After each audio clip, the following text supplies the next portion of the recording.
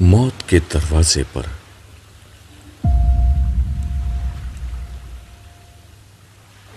موت کا مرحلہ سب سے زیادہ یقینی مرحلہ ہے جس سے آدمی کو لازماً گزرنا ہے۔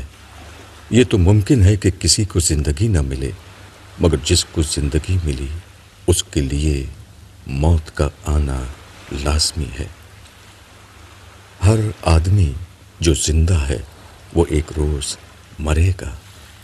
ہر آدمی جو دیکھتا اور بولتا ہے یقیناً ایک روز اس کی آنکھ بے نور ہوگی اور اس کا بولنا بند ہو جائے گا۔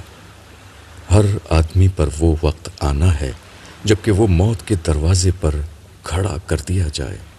اس وقت اس کے پیچھے دنیا ہوگی اور اس کے آگے آخرت۔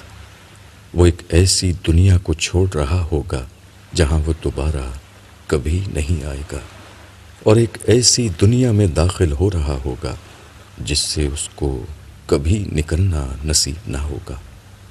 وہ اپنے عمل کے میدان سے ہٹا کر وہاں ڈال دیا جائے گا جہاں وہ اپنے عمل کا ابدی انجام بھگتتا رہے۔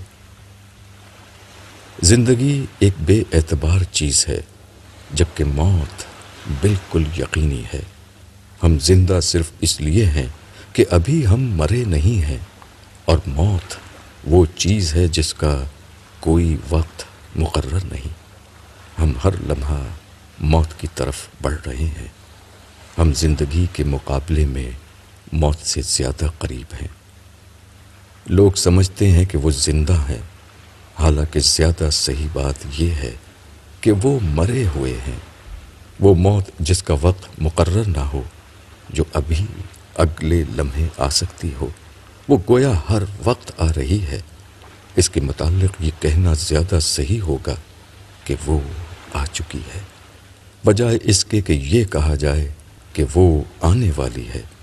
اسی لیے حدیث میں ارشاد ہوا ہے کہ اپنے آپ کو قبر والوں میں شمار کرو۔ موت ہر چیز کو باطل کر دیتی ہے۔ وہ ہماری زندگی کا سب سے زیادہ بھیانک واقعہ ہے۔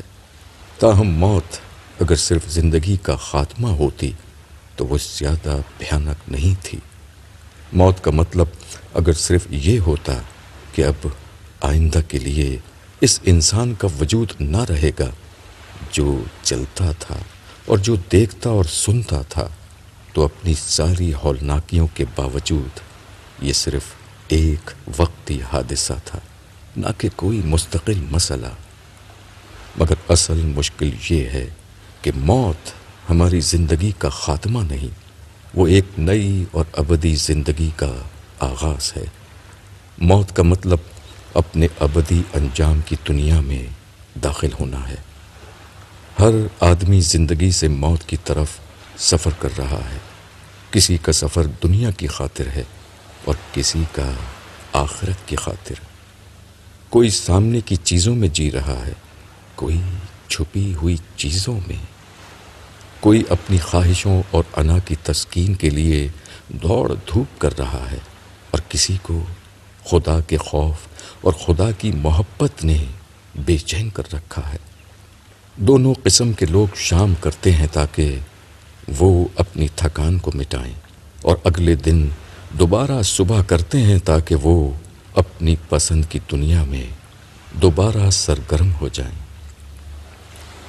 موجودہ دنیا میں دونوں بظاہر یکساں نظر آتے ہیں، مگر موت کے بعد آنے والی منزل کے اعتبار سے دونوں کا حال یکساں نہیں۔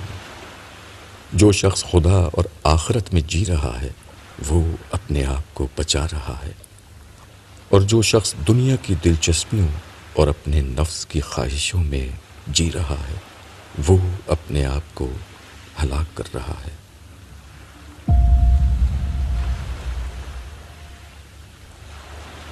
وحید الدین خان۔